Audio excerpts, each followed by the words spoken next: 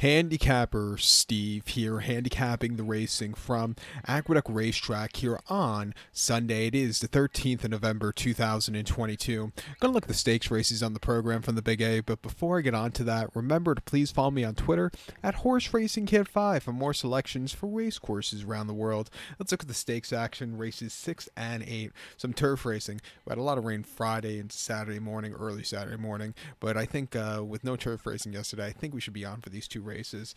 The sixth race, it is the Winter Memory Stakes. It's going for a purse of $135,000. Race for 3-year-old fillies here.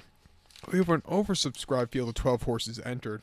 Keep in mind, the 11 and 12 are both MTOs. So be down to a field of 10 horses heading to the outer turf course, the distance of ground of 1,700 meters, or a mile and 1/16th on the Aqueduct outer turf course. 1,700 meters, a mile and 1/16th. And I show the diagram, just gives me a second to look down in my notes, just bear with me. My top selection, I'm going to go with the number 7 horse here. The number 7 horse who is my risky affair. 7543 for me in the superfecta. 7543 super. Top selection, 7 horse, my risky affair. 3-year-old filly by Verrazano. Christoph Command trains. Dylan Davis gets the mount. The horse's most recent outing came the 23rd of October here at Aqueduct. A mile 3/16 on the outer turf course, and allowance race 105,000. And the horse won by 1.5 lengths that day, and basically on the front end all throughout, he set some very pedestrian fractions. When you go 117 and 1 3/4, you're basically going to win off of that, and he did just that. He just kept going, an all-around good run. Coming here to stakes quality horses again, hopefully more forwardly paced, which I think should do well on this turf course. It's going to have moisture in it. I think he can run a good race, and I think he can win.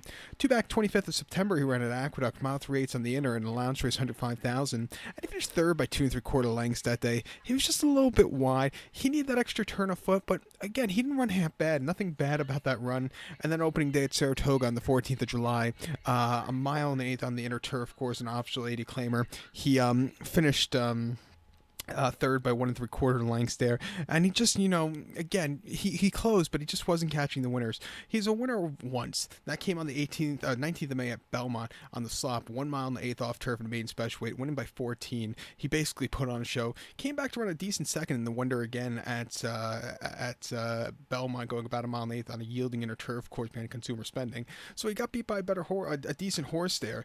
Training well on the Belmont turf course, half mile drill in 49 and 1. I'm going to give him a shot here. The 5 horse, it wouldn't surprise me if he gets the job done. The 5 horse, Eminent Victor. Chad Brown trains. Manny Franco gets the mounts. Most recently in the Sands Point, he finished third by 2 1/4 lengths there, and he hit the gate going out of it, which probably cost him. He just couldn't get the good turn of foot.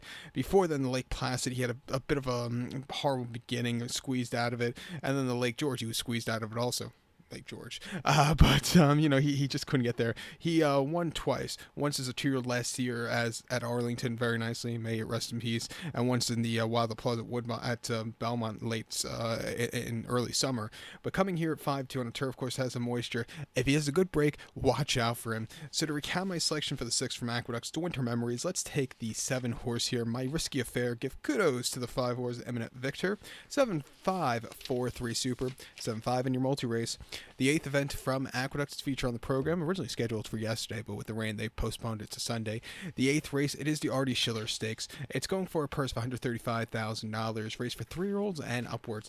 Another very good field of horses. 13 were entered, 11 horses in AE, 12, 13 are MTOs, so 10 will head to the inner turf course.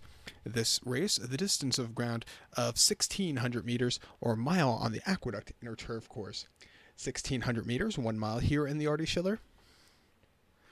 My top selection, I'm going to go with the number 6 horse here, the 6 horse, Good Governance. I'm going to go 6417 in the superfecta. 6417 super, top selection, 6 horse, Good Governance. This 6-year-old horse by Kingman, Chad Brown trains. Iratis Jr. gets the mounts. This horse takes a little bit of time to get to the racetrack. He's not the most, shall we say, stable horse, but he always runs these good races. Most recently here at Aqueduct on the 29th of September, 1 mile and optional 80, He finished second by 3/4 length. He had a horrible beginning. He was stupidly wide, but he closed up well there. Not a bad race after all said and done. Before then, the Red Bank at Monmouth going the mile. He finished fourth by 5 lengths. Again, stupidly wide, but he needed something late. It just wasn't his day to win. And then Saratoga 1 mile in the inner in an optional 6-2, winning by a head, coming from mid-pack. He really put on a show there. And then earlier in the year at Tampa, 1 mile in option 32, winning by a head. He got the job done. A very good race there. And then, he had one start in 2021 that came at Aqueduct on mile 16th inner turf course, option 6-2. Finished fourth by 2 lengths that day, and he just really couldn't get there. Had a decent third, Bernard Baruch of 2020, and then won at Belmont in June of 2020. Very, very nice by 3 3/4 lengths. He always runs these good low to mid 90 buyers that could definitely win against these horses. Training well at Monmouth. I'm going to give him a shot here. Looking at the workout patterns, October 22nd at Monmouth. Is that training track, training turf? I don't remember Monmouth having a training track, but half-mile workout in 49 flat. So that's one of those you have to go back to the drawing lines. If you could comment below. Is that a turf workout or a training track workout? And if they do have a training track, that's news to me. But we'll use him here. The 4-horse Willie DeGhost. Willie DeGhost. There we go. I think is your second likeliest winner. In the Bucks County at Parks most recently, he just saw an off track, which he does not like. He's a turf horse, not a dirt horse. Before then, the Burt Allen at Colonial, he won by 3 on the front end all throughout. Again, another horse. His buyers could definitely win against these horses. Can handle a slight give in the ground. I'll give him a shot here at 8-1 to blow up the multis. And the 1 horse also, Shifting Sands, most recently at Pimlico in the Baltimore Washington Turf Cup on the 10th of September. He finished fourth by 2 1/4 lengths. Had a little bit of a tough trip and really couldn't close up with the slow pace. Before then, Laura at Saratoga, he closed up well, but Dinah Driver got to him. But some of his races are 2-year-old can definitely win here. And also give a shot to the 7-horse Palo Alto. He stalked that slow pace of Pimlico 2 back in his North America debut, where he just couldn't keep up behind set piece. Came back to running the Knickerbocker a few weeks ago here, where it was just flat. He'll handle a little soft going. At 6-1, I'll give him a shot in this very wide open Artie Schiller.